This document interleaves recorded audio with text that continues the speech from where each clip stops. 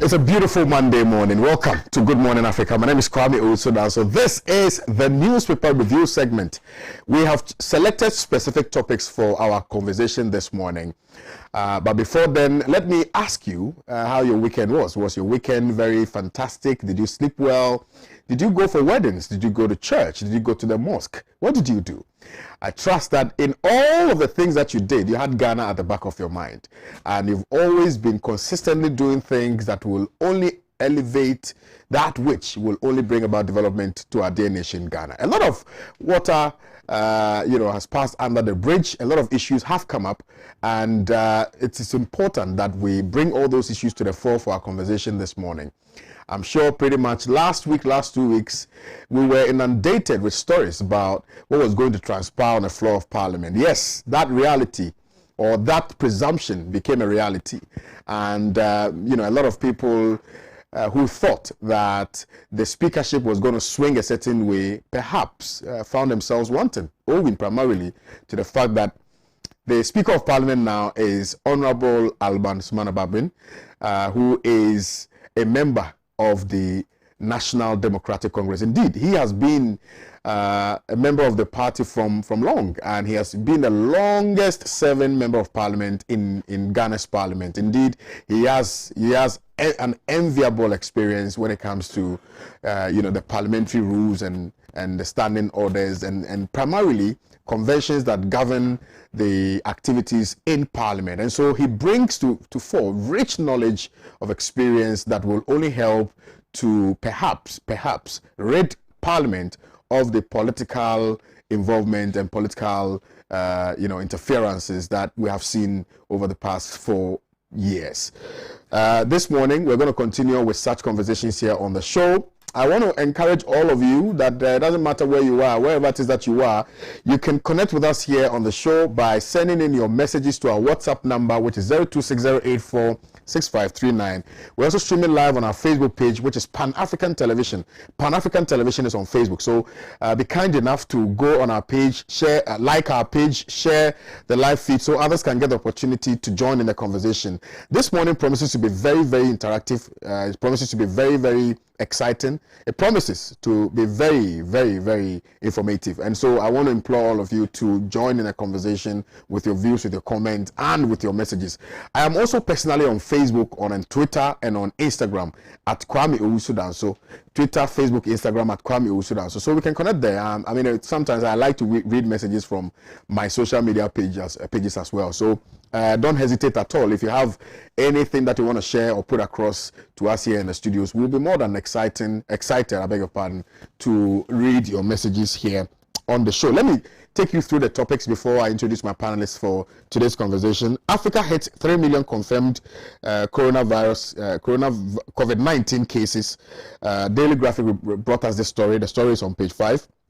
Election petition incompetent EC Ekufuado to Mahama, that is captured by Daily Graphic newspaper. We will try and move away from the substantive issues therein. The case filed in the Superior Court of Judicature. We will try and limit, our commentaries in respect of saying we'll make sure that we don't, have arguments that will potentially prejudice the outcome of the case. So we are so minded and so guided by the laws of this land, and we're going to try as much as possible and move away from conversations that will potentially or invariably prejudice the outcome of the case. NDC won't recognize Nana Addo as president. The Inside newspaper reported this on its front page, and it's coming from the General Secretary of the NDC, Johnson Asiedu Nketia, whom I interviewed here a few days ago, and he's intimating clearly that they are not going to recognize Nana Akufo-Addo as president until and unless all other attending issues relative to the election petition are resolved. And so, it stands to reason, because I'm sure that they are dissatisfied with the outcome. Of course, everybody knows that they are dissatisfied with the outcome of the election result, and which is why they have, sought to petition or sent a petition to court to try and reverse in what in their estimation, they want to reverse that travesty that was caused by the Electoral Commission. chaos in Parliament, distasteful Christian Council. Now, many have asked a very fundamental question. Where were they when, a leading member of the MPP, for instance, was threatening to burn the houses of some leading members of the NDC? They were quiet. So why are they coming out now? I mean, it's a matter of credibility. So we need to ensure that what is good for the goose always is good for the gander. And MDC dribbled MPP. Professor Okwe's defeat sponsored by MPP campaigns. The Inquisitor reported this particular story. These are the topics that we've chosen for our conversation this morning. I have been joined in the studios by Mujib Abdul Rahman. Good morning to you, sir. I trust you're well. And I also have here seated the reigning, the defending MP for Nabdam constituency. Good morning to you, sir. Good morning. Nobody is, I don't think anybody has the muscle to uproot you yet. I'm coming for that seat. Or you can have for me there, you will freely relinquish that seat. You are the anointed prince. And I also have with us the co-author of Third World to First World by One Touch. I nearly said His Excellency. So Prime Support Sylvester is also here seated. Good morning to you, my brother. Thank you. I trust you are well. I appreciate the opportunity. Right, as always. So let's kickstart the conversation from the African perspective. Africa hits 3 million confirmed COVID-19 cases. Now, it's very interesting how when it has to do with Africa, they make it appear as though it is the end of the world. Whereas in the Western world, people are dying in multitudes and nobody's talking about it. If it was to happen in Africa, I'm sure by now, all the portals, all the tabloids, all the newspapers, all the news agencies would have been riddled, with stories on Africa and how people are dying on the streets. You recall that not too long ago, I think that when the pandemic first broke out, subsequent to that, you recall that Bill Gates' wife, was pontificating about how, the new wave in Africa was going to see people die on the streets and things like that. But unfortunately, that didn't happen. They are the ones who are really dying. So, it's quite strange that, they're talking about Africa. But quite significantly, it's also about the fact that we cannot at all divorce ourselves from the reality that has confronted, the people of Africa. Okay. And also how Africans perhaps have not been able to surmount the raging nature of COVID-19. Indeed, our methods of curbing the spread of the virus, it's not so scientific. It appears that we have religialized the process of addressing COVID-19 and its issues, and we've left everything to chance, really. If anything, I mean, if I want to cite an example, I'll perhaps use Ghana as an example, because the truth be told, I mean, we've not really done anything scientifically to addressing the issue of COVID-19. It's just by special design that people are not dying in multitudes, right? But we have broken all protocols. People are mingling, people are having fun, people are going to the beaches, people are going to the clubs, the pubs, people are drinking this Christmas. You saw it. Yes. But what we're learning is that the numbers have skyrocketed to 3 million. Does it pose any threat to us? What do we need to do to bring the numbers down? Well, Kwame, thank you very much. And I appreciate that the international press. Doc, please, may I momentarily take a look at the source of the story? Daily Graphic, page 5. Yes, is it the Reuters? Yeah. Probably from AP, Associated Press. Yeah. Yes, based in the United States. So, Doc, you see, what's happening here is that they are looking at Africa as a continent, and I appreciate that. I wish we Africans would see ourselves as such. You see, when they say, the Africa hits 3 million, they're talking about the entire 54 states of Africa. Okay, now we have the African Free Trade Area, and I'm just saying, by the way, that as Africans, we should increasingly continue to see ourselves continentally, because therein lies our strength and opportunities. Okay, but Kwame, you see, and I also found it rather interesting when you said that it looks like we have religioized, so to speak, in quotes, turn it into some. That is usually what we do when we are at our wits' end, it appears to me. You see, we throw up our hands, in desperation and let the unelected religious leaders take over, and then you see them sleeping with their wives, sisters, and taking old ladies' monies and stuff like that. So what I'm saying here is that it is an act of desperation, when we have to resort to, a religious solution, so to speak, especially when the true solution has been given to us by the Almighty in the form of science and technology as a way to, resolve our problems, including resolving the poverty gap, which is a science and technology gap. Kwame, according to the Africa Center for Diseases Control and Prevention, South Africa has about 30% of the 3 million, infected people. And that comes up to about 1.2 million people. You understand? And, with about 32,000 deaths. 32,000 people have died in South Africa in less than a year since COVID, came down upon us. This plague. So what is happening here is that, according to the African Center for Disease Control and Prevention, South Africa has high numbers, apparently because it performs more COVID-19 tests. You see, and this is what President Donald Trump had been saying. And people were saying that he was not thinking straight, in effect. President Trump had been saying that the reason why America has a high number is because they do more tests than everybody. But that was later. No, but sure. I'm not trying to. That's a common flu. I agree, but at the same time, is getting him out. See, Trump it's not all smoke and mirrors. He said it, and then now the African Center for Disease Prevention and Control is asserting the same, thing, with regards to South Africa's rather high numbers. Which makes me kind of wonder a bit. Kwame, Mujid, do we have COVID? All of us sitting here. Because I've never been tested for COVID. Okay, so what is to show that I'm not a carrier? Or you, for that matter? You tested negative, so okay. It's been long. Do you have something to say about that, please? Oh, I thought you wanted to interject. Okay, no. You see, so Doc, what I'm saying is, if one of the reasons why South Africa and America, by extension, has high numbers, one of the reasons they have high COVID infections is because they have a very high rate of testing, then one could imagine that in Ghana and other African countries, the pandemic is actually raging, unbeknownst to us. We just don't know because we're ignorant. You see, because we are not testing enough.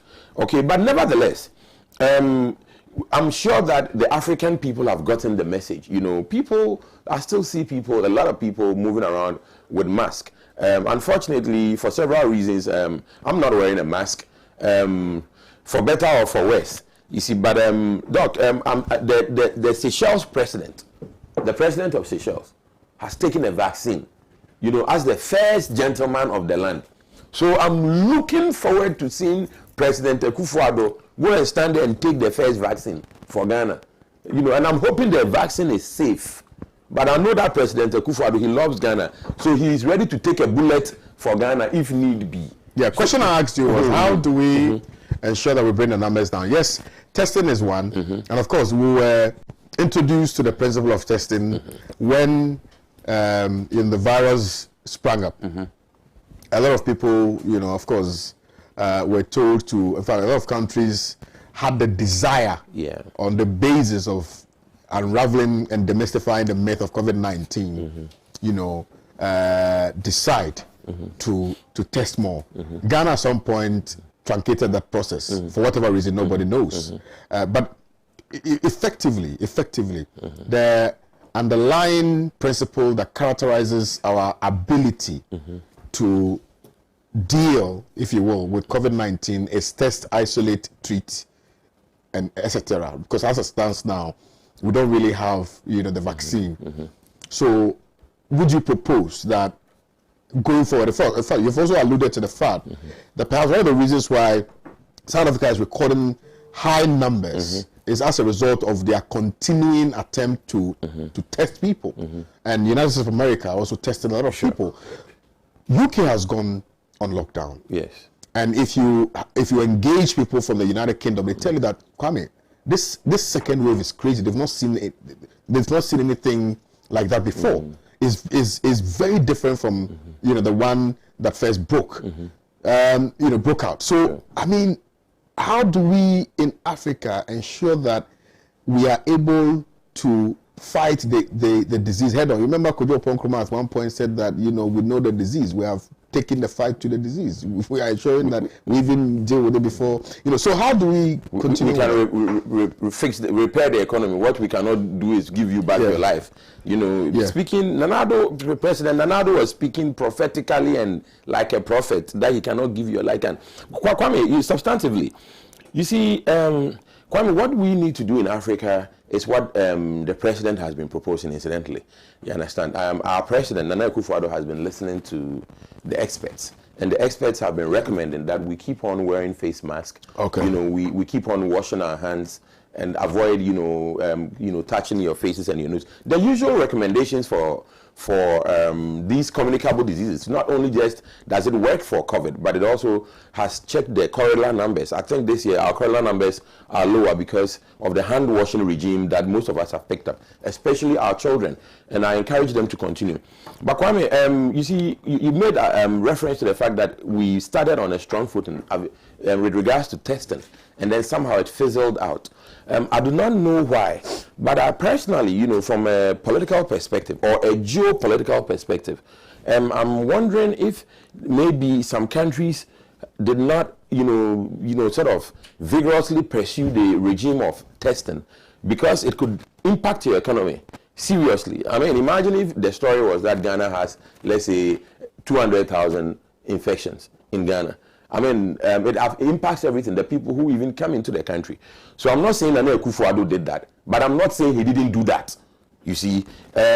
Also, Kwame, I feel that one of the ways we can not only check the spread of the vaccine this time around, but also going forward, okay, because it looks to me that insofar as variants of the original pathogen, Doctor, I'm right, variants of the original pathogen. Yes, so insofar as variants of the original pathogen have emerged, that means COVID could be with us in several forms or variants. It's like an amoeba. Precisely, transforming, rapidly and voluntarily and, just unstoppably, so to speak. But Kwame, so here is the situation. You see, I ask myself, okay, why is it that Ghana, it's not the Noguchi Memorial, Professor Ampofo, why are they not taking steps to produce the vaccine in Ghana? What is stopping us? Because I know for a fact that Ghana has all the human resource capacity to do so. And especially with the advent of COVID, Kwame, what has occurred is, and what has been proven, is that telecommuting is a good way to do work. You don't need to leave America, where you might be as a professional virologist or something like that, to come to Ghana to help us produce. You can be there and telecommute. Okay, it's happening a lot. Companies are even not going back to the former way of doing business because it's so much more efficient by telecommute. So what I'm saying is that one of the things that ought to be happening is that our President Akufo-Addo, ought to be taking strong steps, you understand, not only to establish an aluminium industrial complex to dig at Atiwa Forest and turn it into a hole, but also to produce COVID-19 vaccine. I'm telling you, Kwame, that if, say, the Convention People's Party with our kind of mindset was in power, we would be trying to produce this COVID vaccine vigorously, because there's more money to be made from producing a vaccine than to be made from digging up Atiwa Forest and destroying it. You understand? So this is the kind of thinking we want to be seeing in government. What are the actions we are taking to take advantage of this situation so that we can improve the lives of Ghanaians and the rest of humanity, and also, make a dollar and create jobs, etc. Because they are interlinked. Kwame, please, I'm landing. After all, when you look at the story, Guinea, the first African country to start vaccinations, and then Seychelles, they got their vaccine from China. You understand? China and we, Ghana, we started together.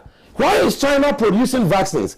And with all the men in the MPP government, all these doctors, all these professors, I did a calculation, Kwame. I told you, cumulatively, the MPP has about 778,000 years of PhD education within the party that I checked, me, Little Sylvester. You understand? If you do a more comprehensive check, no, hold on, let me learn, Kwame. The linkage is that why are we not even, looking beyond the curve and seeking to produce the vaccine here? It's not only about always finding a solution about reacting. So those Americans, Let him learn so that producing the vaccine.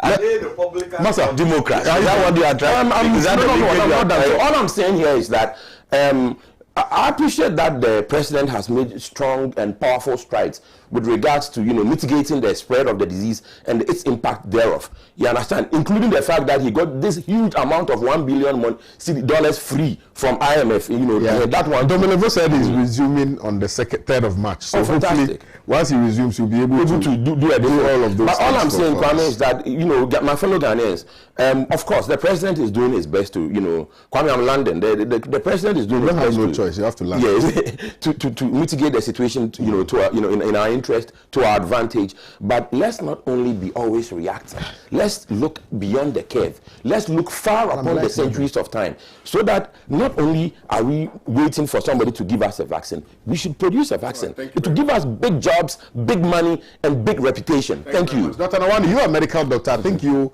will be, you are well placed. Yeah, that's yours. You are well placed to give us some of these scientific reasons for which reason the COVID-19 cases appears to be hiking, and what we can do to curb it. Of course, I mean, readily what comes to mind are the precautionary measures that originally were put in place to ensure that we don't spread it.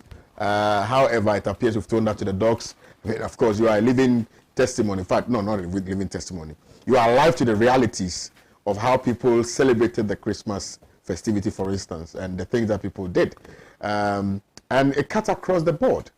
I think, was it Nigeria or so? And I was very happy to see that some people who went to the club were arrested, including the celebrity. And I was like, okay, we're getting somewhere. But ultimately, we need to get to a point where in the operations of the state, to ensure that we arrest the issue of COVID-19. First, let me use this opportunity to say good morning to my constituents. Yempo here, Mbale Manama, Zinambi Pan-African Television. Okay. In fact, I've had a lot of sometimes to think about how we can actually manage this disease. First and foremost, we'll be making a mistake if we think that this